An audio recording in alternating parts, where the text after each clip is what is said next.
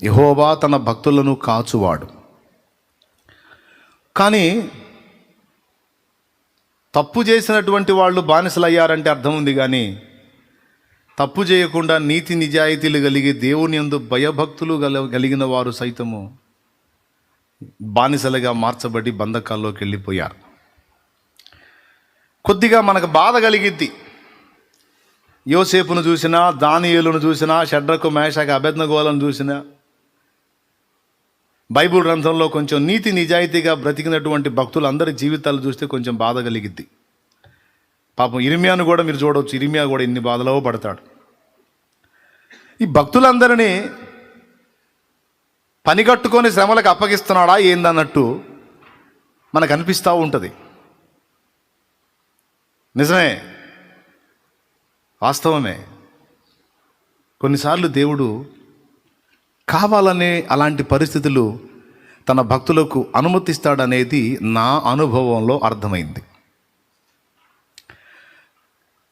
ఎందుకు ఇలాగా ఈ పరిస్థితి ఎందుకు కల్పించావయ్యా అని మనం ఆయన్ని అడగటానికి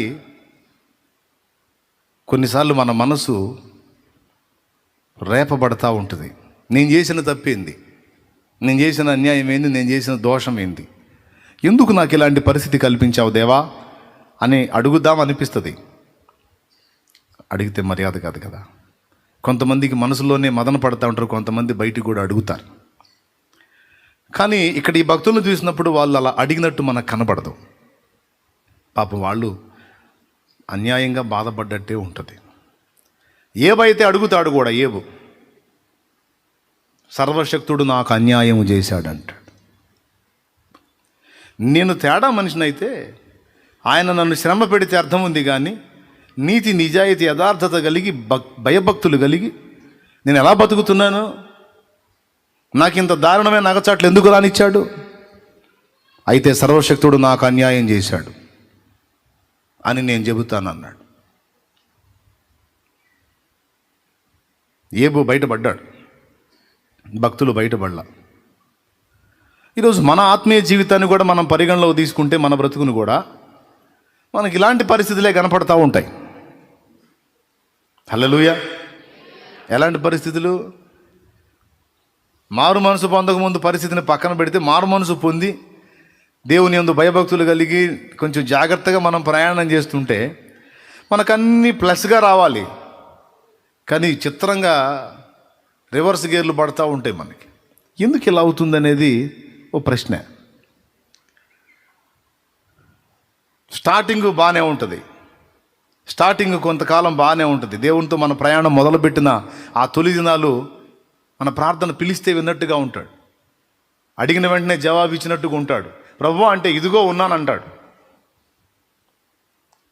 ఎంతమందికి ఉంది అనుభవం? ప్రారంభంలోనేమో అట్లా అడగగానే ఇలా జవాబు, అలా పిలవగానే ఇలా ఆన్సర్. కొద్ది కాలం తర్వాత అసలు పట్టించుకుంటున్నాడో పట్టించుకోవట్లేదో అన్నట్టుగా అయిపోతుంది. దీన్ని ఎంతమంది ఒప్పుకుంటారు? నాకు కూడా ఉంది సేమ్ ఫీలింగ్. స్టార్టింగ్లో వెంటనే జవాబులు, ఒక మధురమైన అనుభవం. ప్రతి దాని గురించి వెంటనే మనతో మాట్లాడుతూ ఉంటాడు. చూస్తానే మనల్ని ఒంటరిగా వదిలేసాడేమో అనిపిస్తుంది. మీలో ఎంతమందికి ఈ అనుభూతి కలిగిందో నాకు తెలియదు, కానీ నాకైతే ఈ అనుభవం కలిగింది. ఒకవేళ మీకు కూడా అనుభవం ఉంటే సంతోషం. ఆ అనుభవం ఉన్న వాళ్ళందరికీ ఇప్పుడు నా బాధ అర్థమైద్ది, నేను చెప్పేది అర్థమైద్ది. యేసు ప్రభుతో జీవితం మొదలుపెట్టినప్పుడు ఆయన నీతో వ్యవహరించిన తీరు వేరు, సంవత్సరాలు గడిచే కొద్దీ ఆయన వ్యవహరిస్తున్న తీరు వేరు. అంటే మనం అనుకుంటాం మనలోనే ఏదో మార్పు వచ్చింది, అందుకే అట్లాగ అయిపోయాం. దేవుడు ఎందుకు మారతాడు? దేవుడు మారడు. నిజమే, కొన్నిసార్లు ఆ ప్రసంగాలు కూడా చేసుకున్నాం. దేవుడు మారడు, మారితే మనమే మారతాం. నిజంగా దేవుడు మారడు, అది తిరుగులేదు. కానీ కొన్నిసార్లు దేవుడు మారడు, కానీ కొన్నిసార్లు మనతో ఆయన ఉన్నట్టు కొన్నిసార్లు ఉండడు అనేది అర్థమైంది నాకు. చెప్తా, అదంతా చెప్పి ముగిస్తా. సంతోషంగా స్తోత్రం చెప్పండి. హల్లెలూయా. ఒకే ఒక్క వచనాన్ని బైబిల్లోంచి తీసుకొని బోలెడంత ఆత్మీయ పాఠం నేర్చుకోవచ్చు. ఒక వచనాన్ని మనం తీసుకొని ధ్యానిస్తే ఎంతో సారము మనకు దొరుకుతుంది. అలాంటి జీవ గ్రంథం బైబిల్ గ్రంథం. సరే, ఆ మ్యాటర్ పక్కన పెడదాం, పాయింట్కి వద్దాం.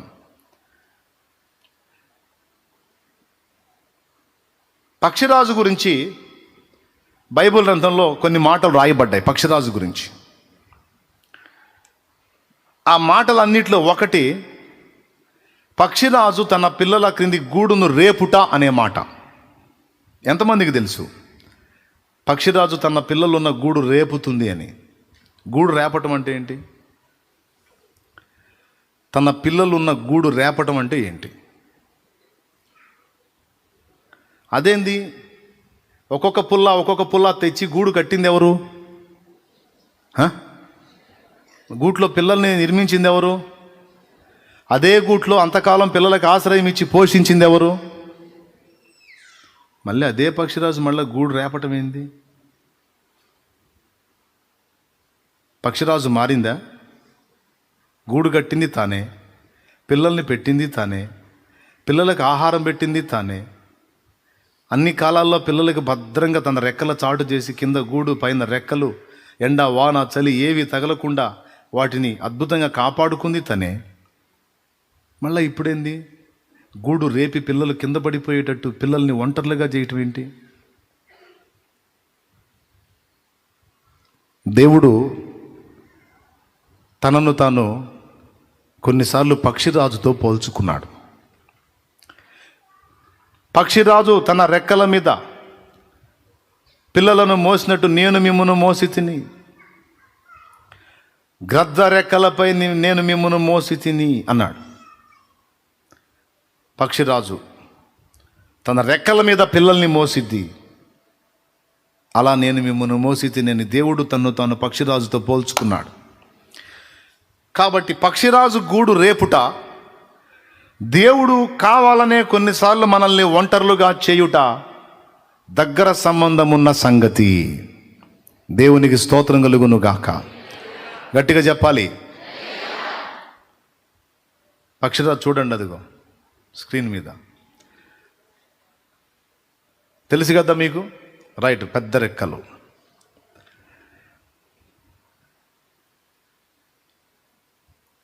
కావాలనే కొన్నిసార్లు దేవుడు మనల్ని కఠినమైన ప్రదేశంలో పరిస్థితుల్లో అలా వదిలేస్తాడట. ఇదే అనుభవం ఇశ్రాయేలు అరణ్య యాత్రలో కూడా మనకి దేవుడు రాయించి పెట్టాడు. ఇశ్రాయేలు ఐగుప్తు నుంచి బయటికి వచ్చినప్పుడు ఎర్ర సముద్రం దగ్గర వారంతా ఆగారు. వెనక పక్క నుంచి ఐగుప్తీయులు తరుముతా వస్తున్నారు. ముందుకు వెళ్ళడానికి ఎర్ర సముద్రం అడ్డుగా ఉంది. మధ్యలో వీళ్ళందరూ మోషేని సనగటం మొదలుపెట్టారు. మీకు అందరికీ తెలిసిందే, ఐగుప్తులో మనందరం సస్తే సమాధులు సరిపోవు, ప్లేస్ చాలదని సముద్ర తీరానికి తెచ్చాడు ఈ మోషే అనువాడు. ఇక్కడైతే ఎంతమంది నేను బూడిచిపెట్టవచ్చు ఇసుకలో, అందుకని తెచ్చాడు.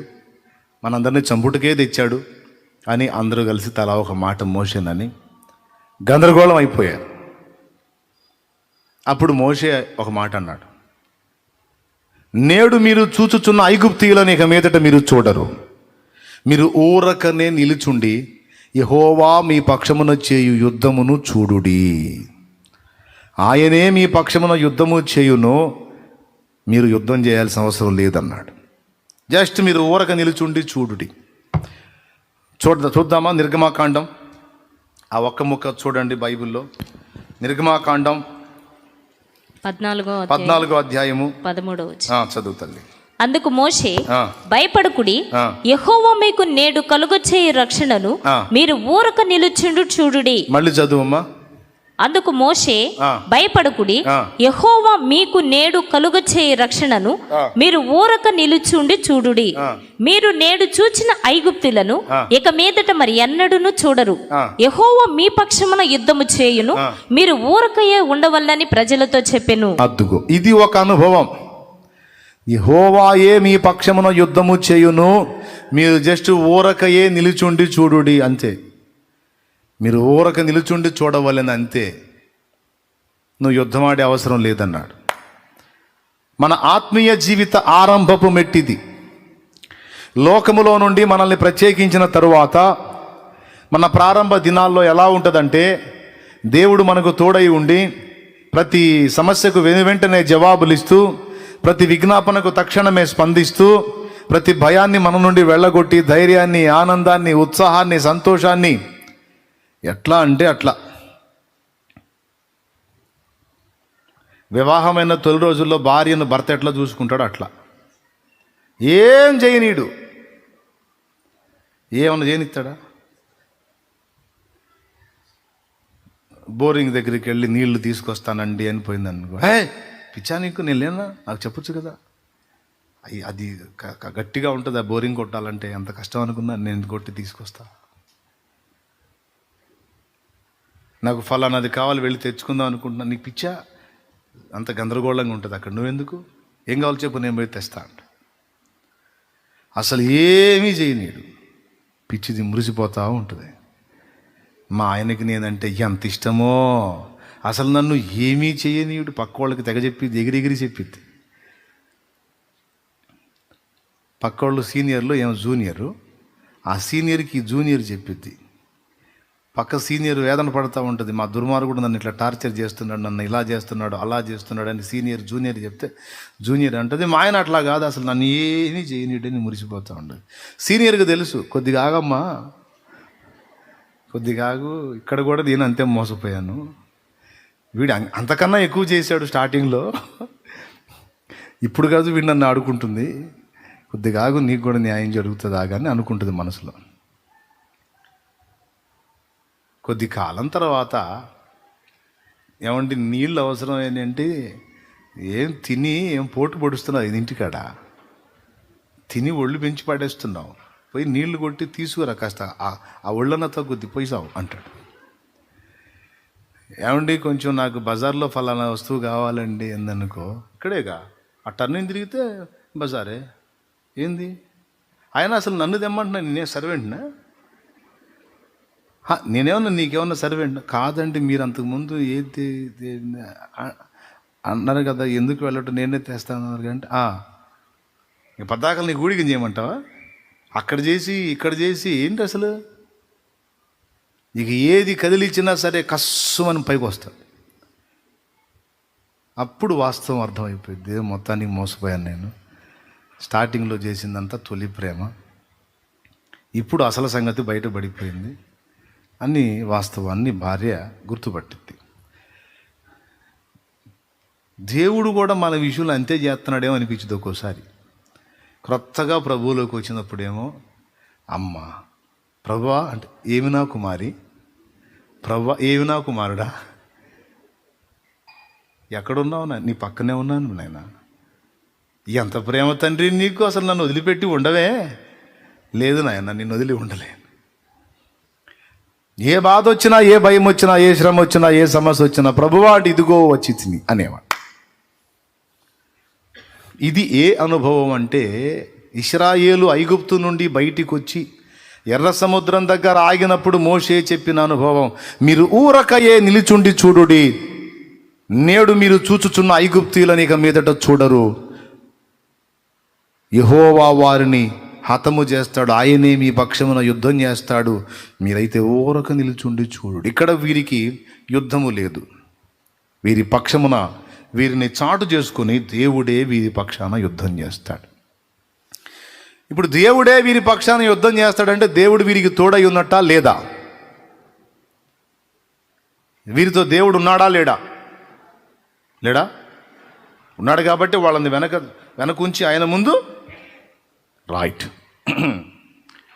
ఇప్పుడు రెండో అనుభవం చూపిస్తా, అదే నిర్గమాకాండం 17వ అధ్యాయం ఒకసారి చూడండి.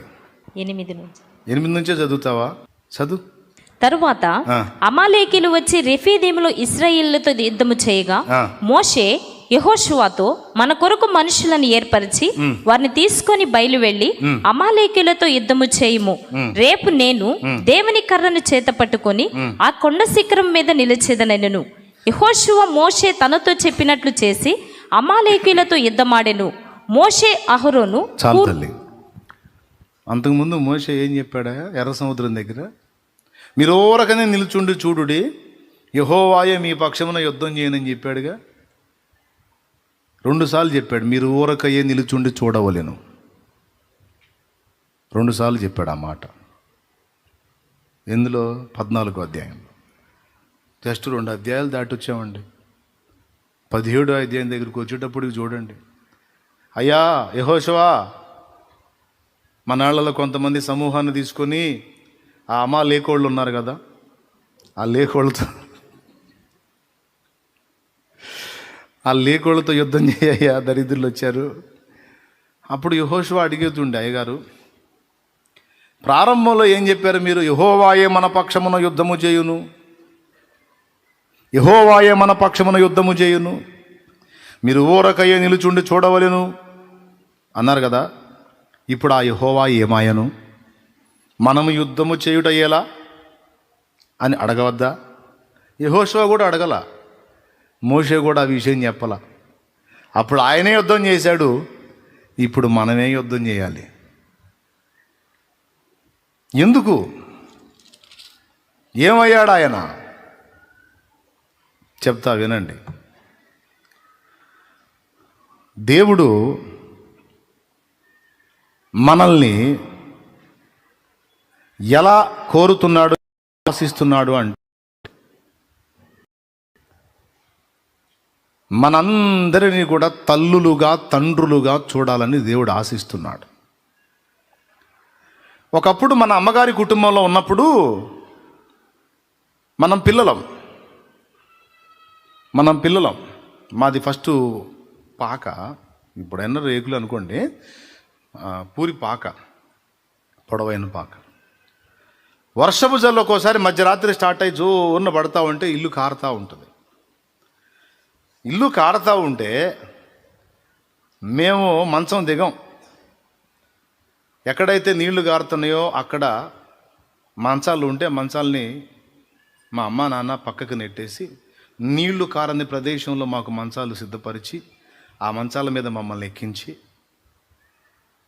మా అమ్మ మా నాన్న ఏం చేసేవాళ్ళు తెలుసా? మా నాన్న ఆ జామున నడికొప్పు ఎక్కేవాడు. నడికొప్పు, ఇల్లు పైకప్పు ఎక్కుతాడు. మా గేదెలు ఉన్నాయి కదా, ఎండుగడ్డి, వరిగడ్డి ఉంటుంది. ఆ వరిగడ్డి వాము ఉంటుంది, గడ్డి వాము. అందులో వరిగడ్డి ఏమంటారు వాటిని, పనుల చుట్టూ ఉంటాయి, కట్టలు కట్టి ఉంటాయి వరిగడ్డి మోపులు. 4-5 మోపులు తెచ్చి అక్కడ వేసి మా అమ్మకు అందుబాటులో వేసి, నేను పైకి ఎక్కుతాను, నాకు పైకి ఇవ్వమని. అది మధ్యాహ్నమా, సాయంత్రమా, ఉదయమా, మధ్యరాత్రి అన్న భేదం లేదు. ఎప్పుడు వర్షం పడి నీళ్లు గారితే అప్పుడు ఆయన పైకి అప్పెక్కటం, మమ్మేమో ఆ గడ్డిని, మోపుల్ని పైకి విసరటం. ఇక మా నాన్న అదంతా తీసుకొని చక్కగా ఎక్కడైతే నీళ్లు గారుతున్నాయో అక్కడ ఎత్తుగా వేసి, అక్కడ నీళ్లు పడకుండా చేసి, లోపల నీళ్లు గారకుండా చేసి, మళ్ళీ మా మంచాలు యథాస్థితికి రప్పించి ప్రశాంతంగా వదిలేసేవాళ్ళు. కుటుంబము, ఒక ఫ్యామిలీని రన్ చేయడానికి తల్లిదండ్రి ఏ విధంగా నడుం కట్టుకుంటారో, ఎలాంటి అనుభవంతో బిడ్డల్ని తీసుకొస్తారో, అలాగే మనకు కూడా ఒక దశ ఉంది. ఇప్పుడు మాకే బాధ లేదు, వానబడ్డా మాకే బాధ లేదు, హాయిగా ఏముంది. ఆ పక్కకు కూడా వాళ్ళే లాగుతారు, మంచాల పక్కకు లాగటం కూడా వాళ్ళే. మంచిగా కూర్చోవటమే, దుప్పట్లు ఇస్తారు, కప్పుకోవటం వెచ్చగా. చలిగాలి కొడతా ఉంటే మేము వెచ్చగా, మా అమ్మ ఏమో గడ్డి మోపులు పైకేస్తూ ఉంటే మా నాన్న అంతా కప్పుతూ ఉంటాడు. ప్రశాంతంగా కూర్చొని చూస్తూ ఉంటాం, మాకేం ఫికర్లేదు. ఎందుకు? పిల్లలం. అయితే కొద్ది కాలం తర్వాత ఇప్పుడు వాళ్ళ పని అయిపోయింది అనుకుందాం. ఇప్పుడు పైకెక్కి కప్పటానికి మయ్యలేడు, అందియటానికి మా అమ్మ పని కూడా అయిపోయింది అనుకుందాం. ఇప్పుడు ఒకవేళ అదే ఇంట్లో ఉంటే ఇప్పుడు ఎవడు కప్పాలా? రైట్? ఇప్పుడు తండ్రి ప్లేస్లోకి నేను వచ్చాను, తల్లి ప్లేస్లోకి నా భార్య వచ్చింది, నాకు ఒక కుటుంబం ఏర్పడింది. ఇప్పుడు నా పిల్లలు కదలకుండా కూర్చుంటే ఇప్పుడు నేను ఎక్కి, దేవునికి స్తోత్రం కలుగును గాక, హల్లెలూయా. ఒకప్పుడు నేను పిల్లని అదే ఇంట్లో, ఇప్పుడు నేనే పెద్దనై అందులోని పిల్లలకు భద్రతనివ్వాల్సిన పరిస్థితి. మనందరినీ దేవుడు ఏ మెట్లో చూడగోరుతున్నాడు అంటే తండ్రులుగా, తల్లులుగా. అనేకులను ప్రభావితం చేసేటువంటి వ్యక్తులుగా మనల్ని చూడగోరుతాడు దేవుడు. ఇలా చేయడానికి ఇప్పుడు మా నాన్న ఉన్నాడు, మధ్యరాత్రి అయినా వర్షం పడితే కప్పెక్కి కప్పాడు అన్నాను పైకెక్కి. మా తాత ఉంటే, మయ్యకు తోడు మా తాత ఉంటే మయ్యెక్కుతాడా, తాతను ఎక్కిస్తాడా? నేను అక్కడ కూర్చుంటే ఇంకో మంచం మీద మయ్య కూర్చుంటాడు, ఇక మా తాత ఎక్కుతాడు కప్పు పైకి, ఎందుకంటే ఇప్పుడు ఆయన మొయ్యాల బరువు. కాబట్టి ఇల్లు మా నాన్నే కప్పునట్లు మా తాత మా నాన్నని ఒంటరిని చేసి వెళ్ళిపోయాడు. ఇప్పుడు ఆయన కప్పకపోతే ఆయన పిల్లలకు దిక్కు లేదు. నా తండ్రి తన బాధ్యతలు నెరవేర్చినట్లు ఆయన తండ్రి అతనిని ఒంటరిని చేయాల్సి వచ్చింది. నేను బాధ్యతలు నెరవేర్చినట్లు నా తండ్రి నన్ను ఒంటరిని చేసి వెళ్ళాల్సి వచ్చింది. మన దేవుడు కూడా అంతే. మనం పద్దస్తమానం పిల్లలుగా ఉంటే పిల్లలుగానే మనల్ని చెక్కుకుంటూ అలానే ఉంచాలనుకోవటంలా దేవుడు. ప్రారంభ దశ పిన్న దశ కాబట్టి అప్పుడు నీకేం అవగాహన లేదు కాబట్టి నీ పక్షాన నేను ఉంటా. ఒక అంతస్తులోకి వచ్చిన తర్వాత ఖచ్చితంగా నిన్ను ఒంటరిగా వదిలేస్తా. వినండి, నిన్ను ఒంటరిగా వదిలేస్తా. నాకు ఇష్టమైతే జవాబిస్తా, లేకపోతే లేదు. నువ్వే ఈదుకొని రావాలి. సింపుల్గా చెప్పాలంటే నిన్ను తీసుకెళ్ళి ఏట్లో వేస్తా. బతికి ఎదురెత్తావో సచ్చి కొట్టుకుపోతావో తేల్చుకుంటా. మళ్ళీ చెప్పేదా, నిన్ను తీసుకెళ్ళి ఏట్లో వేస్తా. ఏటి నీళ్లు పారుతూ ఉంటాయి. బతికి ఏటికి ఎదురీదుతావో చచ్చి కొట్టుకుపోతావో తేల్చుకుంటా. తప్పదు, నిన్ను ఒంటరిని చేయాల్సిందే. ఎందుకు నాయనా అంటే నీలో కొన్ని విషయాలను నేను చూడగోరుతున్నాను, నీలో కొన్ని సంగతులు వ్యక్తపరచబడగోరుతున్నాను నేను, అందుకు చేస్తాను ఆ పని. దేవునికి స్తోత్రం కలుగునుగాక, హల్లెలూయా. అందులో మొట్టమొదటి లక్షణం ఏంటంటే, ఇలా మనల్ని ఒక దశలోనేమో అన్నీ సపోర్ట్ చేసి అండగా నిలిచి, మరో దశలో మనల్ని ఒంటరితనంలోకి నెట్టేయటం వెనక ఆంతర్యం ఏంటంటే, మన జాతిని నిర్ధారిస్తాడు. అక్కడ మన జాతిని నిర్ధారిస్తాడు. నంబర్ 1 రాసుకోవచ్చు, జాతి నిర్ధారణ కొరకు. దేవునికి మహిమ. జాతి నిర్ధారణ అని నేను ఎందుకన్నానో తెలుసా? ఒక కారణం ఉంది. మరి ఎవరు నాకు నెమలి పిల్లల్ని తెచ్చి ఇచ్చారు. నెమలి, మన జాతీయ పక్షి నెమలి పిల్లల్ని తెచ్చి ఇచ్చారు మన సహోదరులు, బుడ్డ పిల్లలు. నెమలిని బంధించకూడదు, ఫ్రీగా ఉంచాలి. నెమలిని బంధిస్తే కేసు, అటవీ శాఖ వాళ్ళు ఇబ్బంది పెడతారు. అందుకని ఆ నెమలి పిల్లల్ని చక్కగా గింజలేసి మంచిగా వాటిని ఫ్రీగా వదిలేసి, ఇక్కడే తిన్నాయి, ఇక్కడే తిరిగినాయి. నాటుకోడి దాంతోపాటు పెరిగిన పిల్లలు ఇవి. ఆ కోడి కింద ఈ నెమలి గుడ్లేస్తే అది ఆ నెమలి పిల్లల్ని పొదిగింది, పిల్లల్ని చేసింది. పొదిగిందేమో నాటుకోడి పెట్ట, గుడ్లేమో నెమలి గుడ్లు, పిల్లలైనాయి. ఇప్పుడు తల్లి ఎవరనుకుంటే? కోడి అనుకుంటే దాని వెంట తిరుగుతున్నాయి. ఆ కోడితో సహా ఈ పిల్లల్ని తీసుకొచ్చి ఇచ్చారు. కోడికి వాటికి అసలు సంబంధం లేదు, వాటితో తిరుగుతుంది. 2 పిల్లలు దాంతో తిరుగుతున్నాయి. సరే, ఇక ఆ కోడి ఎక్కడ కూర్చుంటే అక్కడ కూర్చుంటాయి. అది దిగితే ఇది దిగుతాయి, అది ఎక్కితే ఇవి ఎక్కుతాయి. మళ్ళీ పర్సనాలిటీలు తేడా. ఆ కోడేమో ఇంతే ఉంటుంది, ఏమో సైజులు ఉంటాయి. అయితే ఒక ఏజ్ వచ్చింది, ఒక టైం వచ్చింది. అప్పటిదాకా ఏమనుకున్నాయి? నేను కూడా కోడిని అనుకుంది అది. ఎందుకంటే మరి మా అమ్మ ఇదే కనపడుతుంది కదా. పర్సనాలిటీలో వేరియేషన్ ఉంది, గెటప్లో వేరియేషన్ ఉంది, కానీ వాటిని అవి చూసుకోవడానికి వాటికి అర్థమే లేదుగా. వాటి కళ్ళ ముందు ఏం కనపడుతుంది? ఈ చిన్న పూరి కోడి ఉంది కదా, వాటిని గుడ్లు పొదిగింది, అదే కనపడుతుంది. సో ఇది మా అమ్మ అనుకొని తిరుగుతూ ఉన్నాయి కొంతకాలం. మనం లోకస్తులతో తిరిగినట్టు. దేవునికి స్తోత్రం కలుగును గాక. హల్లెలూయా. మనం ఎవరితో తిరుగుతాం? లోకస్తులతో తిరిగినట్టు. కావాలని అప్పగిస్తాడు, లోకస్తుల మధ్యలో పెడతాడు నిన్ను. లోకస్తుల మధ్యలో పెడతాడు, శరీర సంబంధుల మధ్యలో పెడతాడు, శరీరానుసారాల మధ్యలో పోనిస్తాడు. ఆత్మ సంబంధుల మధ్యలో ఉంచి ఉంచి ఉంచి ఒకసారి తీసుకెళ్ళి శరీర సంబంధాల మధ్యలోకి నువ్వు ఎంటర్ అయ్యేటట్టు చేస్తాడు. అక్కడ నీ జాతి బయటపడాలి. నువ్వు ఒరిజినల్ దైవ జాతికి చెందిన వ్యక్తివి అనుకో, నీ వల్ల కాదు అక్కడ సహవాసం. అర్థమైందా? లోకస్తుల మధ్యలోకి నువ్వు వెళ్ళినప్పటికీ, వాళ్ళు పడ్డ పాటలు కొన్ని పడ్డప్పటికీ నీలోనే కొన్ని రకాల ఆలోచనలు పుడుతూ ఉంటాయి. మనం ఏదో తేడా పడుతున్నామే, మనది ఇది కాదే అని డౌట్ అనమాట. మన రూట్ ఇది కాదే, మనం దీనికి చెందిన వాళ్ళం కాదే, మనం ఏంది కొంచెం తేడా చేస్తున్నట్టున్నాం, మన చేష్టాలు కొద్ది కరెక్ట్గా లేవే, ఇది వీళ్ళ పోకడ నేను పోకూడదే, ఇది కరెక్ట్గా ఏదో డౌట్లు కొడుతుంటాయి. రావాలి, నీలో ఉన్న ఆ జాతి లక్షణం బయటికి రావాలి. నువ్వు ఏ జాతికి చెందిన వ్యక్తివి? దైవ జాతికి చెందిన వ్యక్తివా, సర్పజాతికి చెందిన వ్యక్తివో నిర్ధారణ కావాలి. కావాలంటే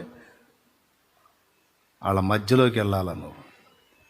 అందుకే కొన్నిసార్లు నిన్ను అలాగ వాళ్ళ మధ్యలో నెట్టేస్తాడు. నీకు అర్థం కాదు ఇలా నెట్టబడ్డావని, నెట్టేస్తాడు, అనుమతిస్తాడు.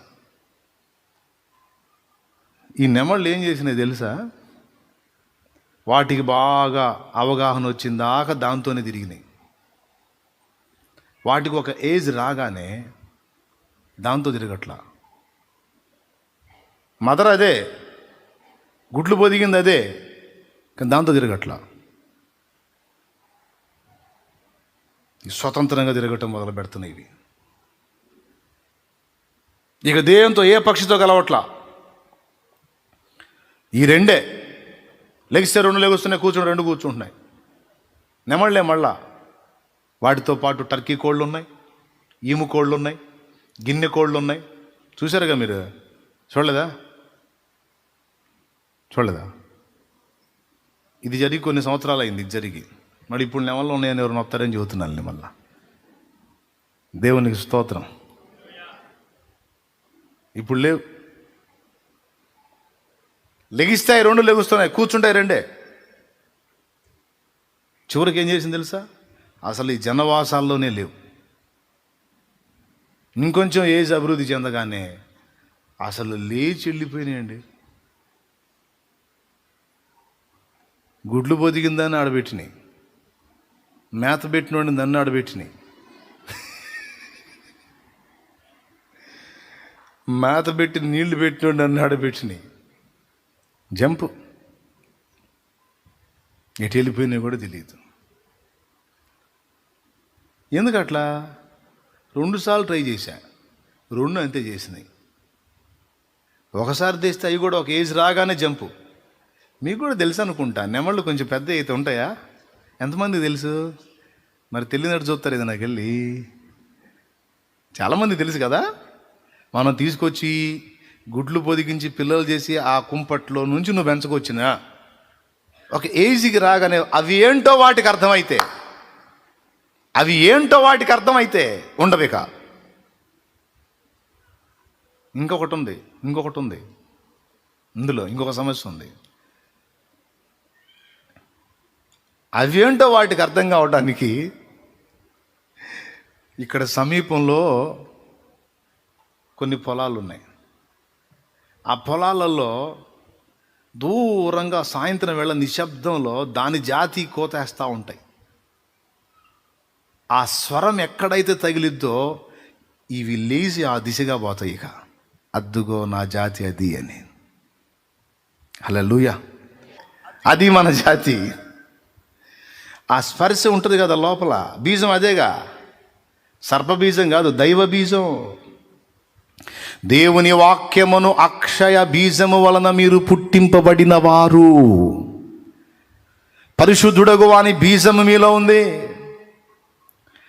అది ఉందో లేదో నిర్ధారణ చేసుకోవటానికి నిన్ను కోళ్ల మధ్యలో పెడతాడు.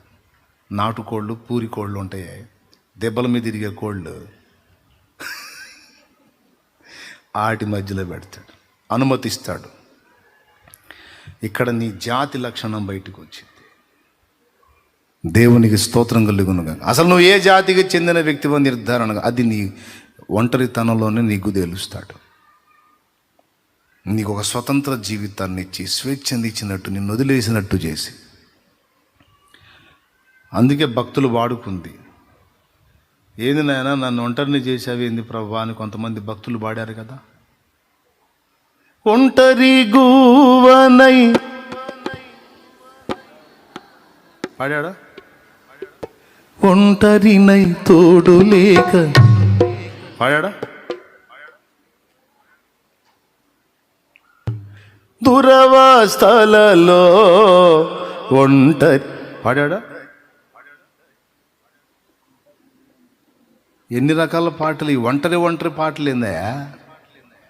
మొదటి కారణం చెప్పాను, దేవుడు ఎందుకు ఒంటరితనంలోకి నెట్టేస్తాడు, వదిలేసినట్టు ఎందుకు చేస్తాడంటే నిన్ను తండ్రిని తల్లిని చేయటానికి, నీకు బాధ్యత అవ్వటానికి. అర్థమైందా? నువ్వు పెద్ద మనిషిగా వ్యవహరించడానికి.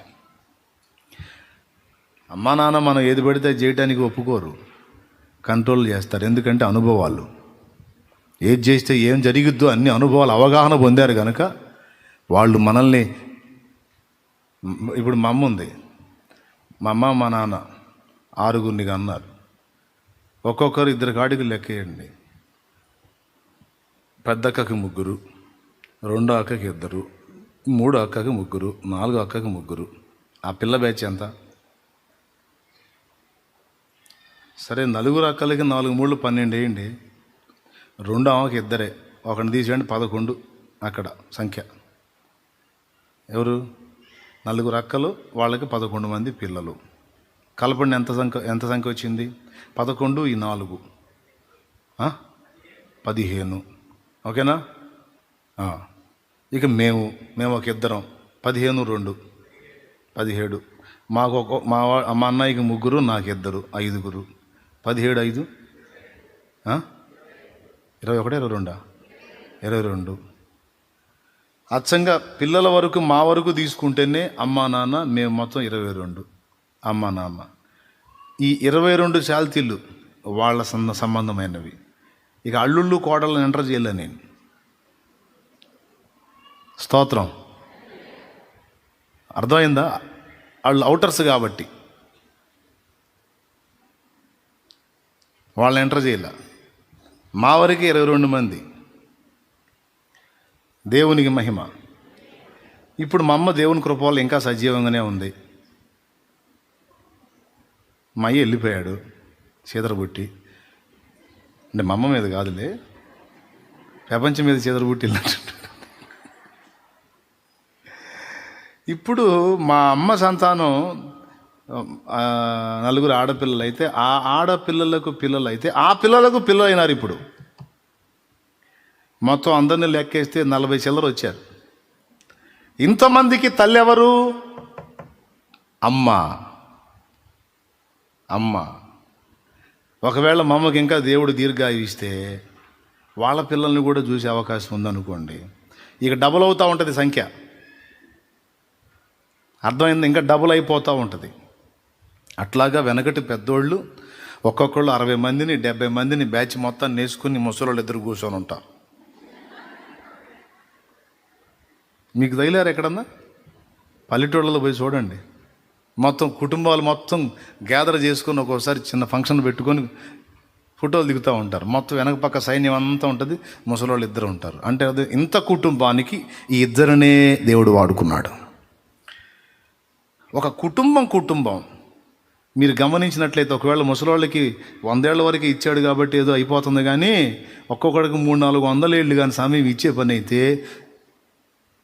ఒక్క ముసలోడు ముసలమ్మ వల్ల ఊరు తయారైద్ది.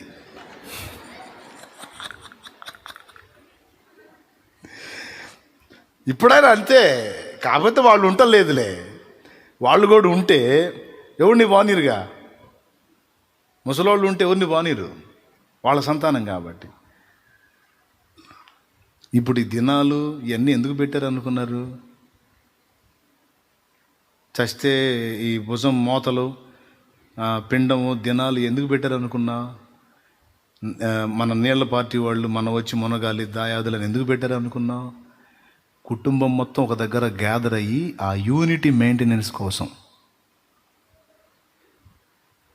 మామూలుగా నువ్వు రాయా ఇవాళ మా ఇంట్లో ఫంక్షన్ అంటే మీకు బాగుంది, నాకు బాధలు ఉన్నాయి, నేను రాలేను అంటాడు.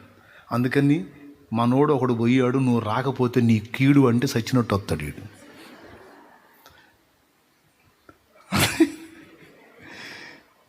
అర్థమైందా?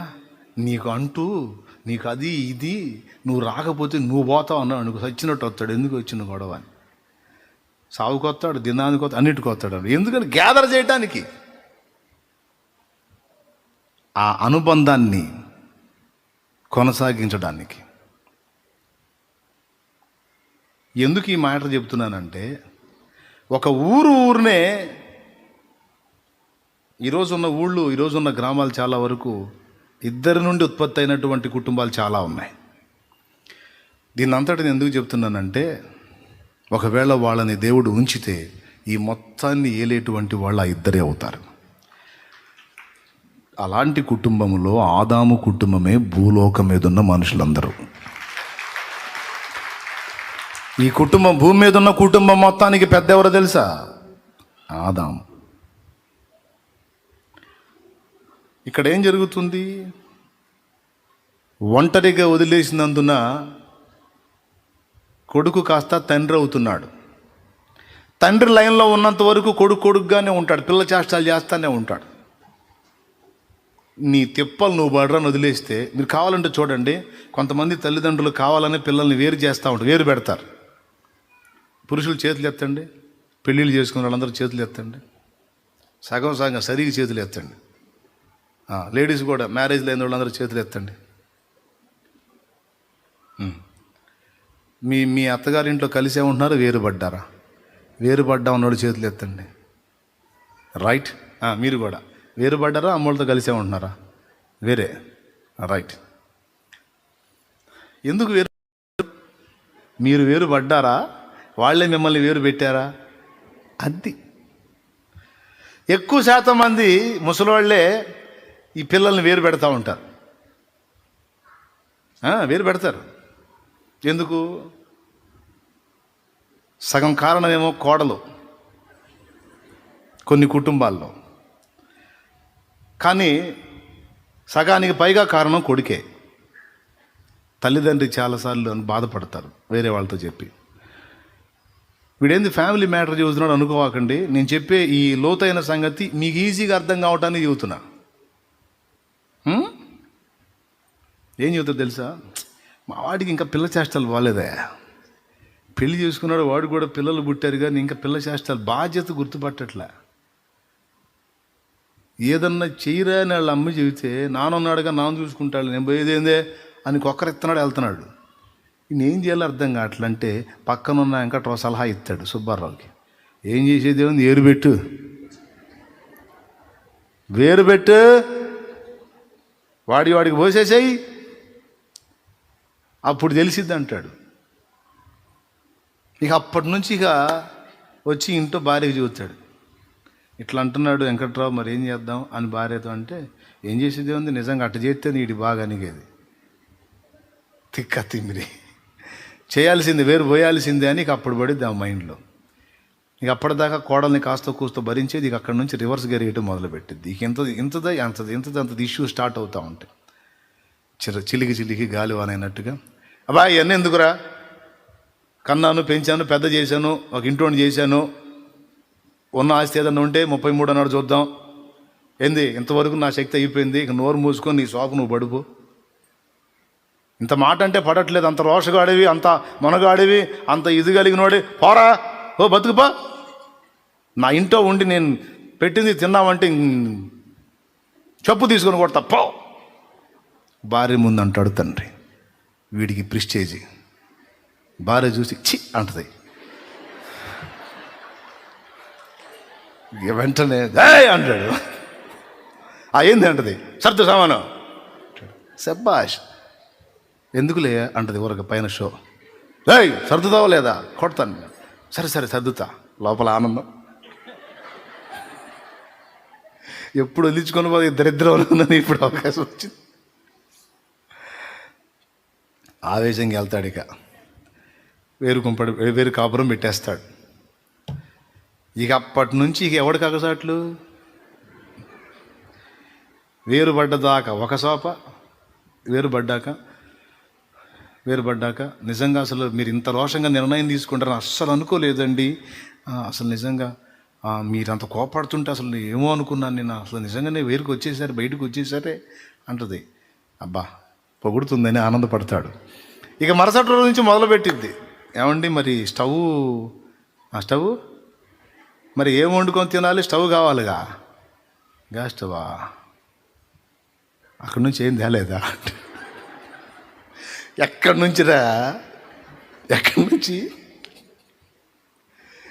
మరి రైసు కందిపప్పు అక్కడి నుంచి ఏం తేలేదా అంటాడు. ఎవడిస్తాడు, సిగ్గుంటే పొమ్మన్నాడుగా. అందుకే నేనేం తేలా. ఏం తేకుండా ఎట్లా వచ్చావమ్మాయి, ఇప్పుడు ఎట్లా చేయాలా మనం, అసలుకి ఆకలి అవుతుంది. పోవటానికేమో తిట్టాడు, మొహం చల్లట్లా. అప్పుడు ఇక ఏ ఫ్రెండ్నో ఎవరినో పట్టుకొని తిరిగి ఇక తిప్పలు పడి అప్పుడు స్టార్ట్ అయింది ఇక వీడికి సినిమా. అప్పుడు ఇక సంసారంలో పడతాడు. ఇక అంత ఆవేశపడి బయటకు వచ్చినోడికి ఎప్పుడైతే సొంత కాపురం పెట్టి సొంత కుటుంబం నడపడం మొదలు పెట్టాడో వాళ్ళ నాన్న గుర్తు రాని రోజు అంటే ఒక్కడు కూడా ఉండదు వాడికి. దేవునికి స్తోత్రం కలుగును గాక. డాడీ రోజు గుర్తొస్తాడు. పాల బిల్లు ఇంత, ఏంది నా సంపాదన అంతా పాలకే పోయేటట్టుంది.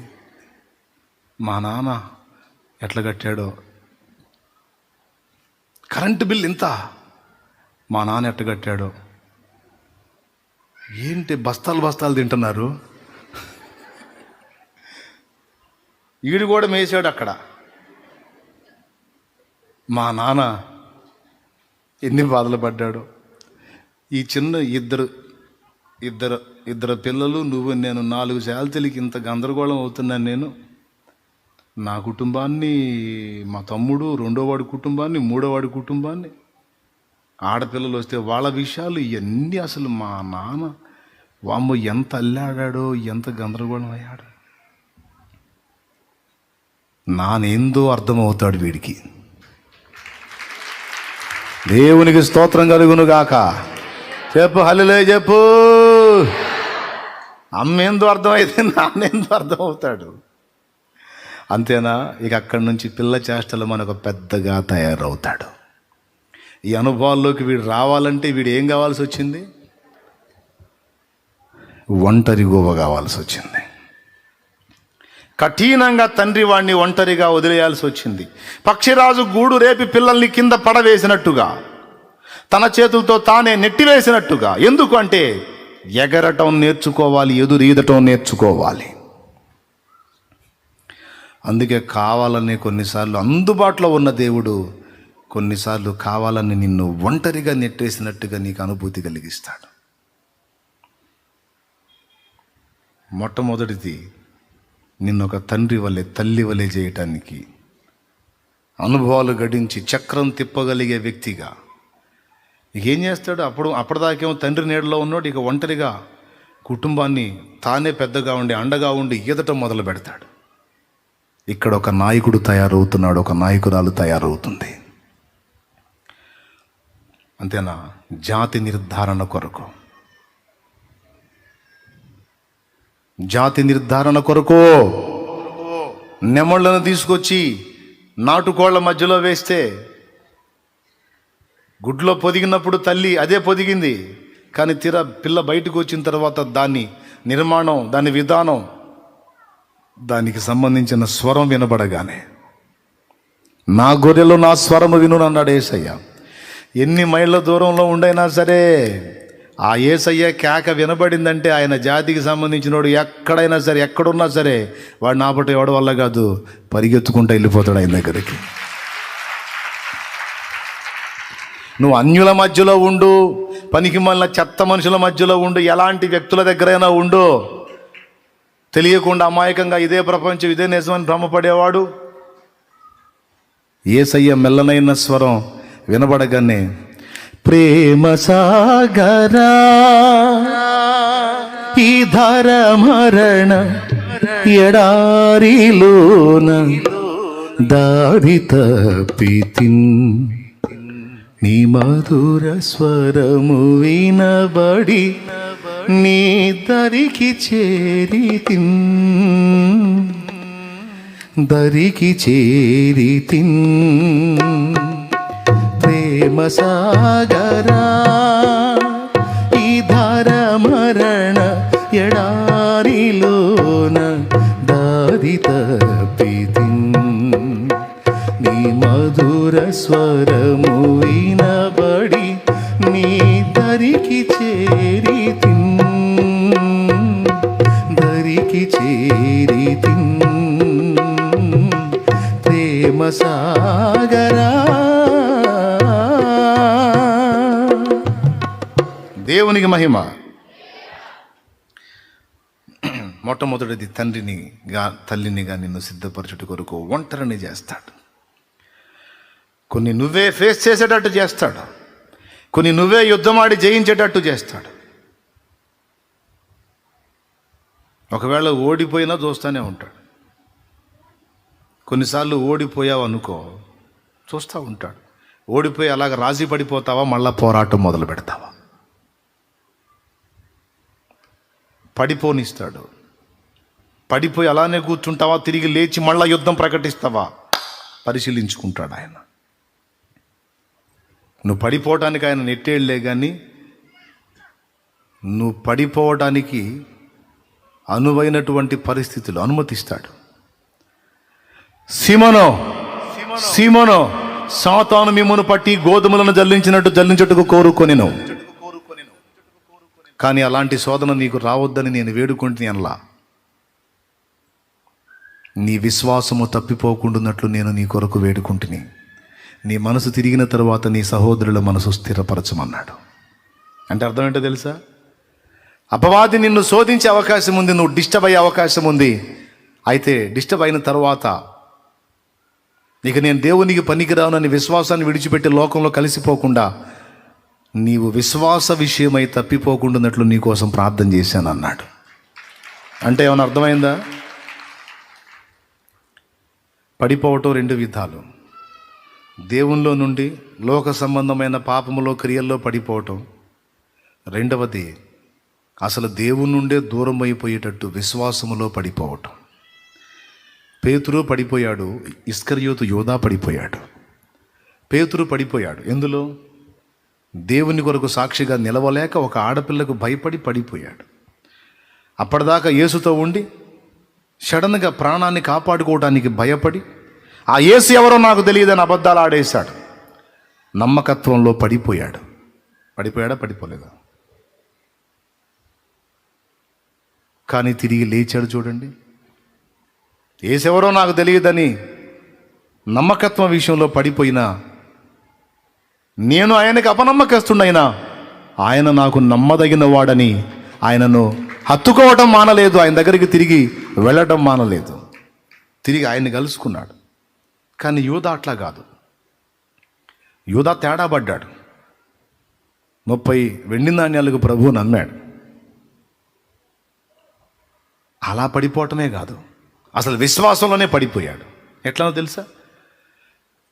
ప్రభువు ఇక నన్ను క్షమించడు, నేను ఇంత తప్పు చేశాను కనుక ఇక ఆయన నన్ను ప్రేమించడు అని దేవుని ప్రేమను, దేవుని కృపను, దేవుని మమతను, దేవుని నమ్మకత్వాన్ని అతడు నమ్మలేక ఇక నాకు అవకాశం ఉండదు దేవుని దగ్గర అని తనంతట తానే తన ప్రాణాన్ని తీసుకున్నాడు. అది నిజంగా పడిపోవటం అంటే. విశ్వాస విషయంలో పడిపోయాడు యూదా. ఆత్మీయ జీవితంలో కొన్ని శోధనల్లో మాత్రమే పడిపోయాడు కానీ విశ్వాసంలో పడిపోలేదు పేతురు. ఆత్మీయ జీవితంలో కొన్ని భంగపాట్లు ఎదురైనప్పుడు కొంతమంది పడిపోతుంటారు.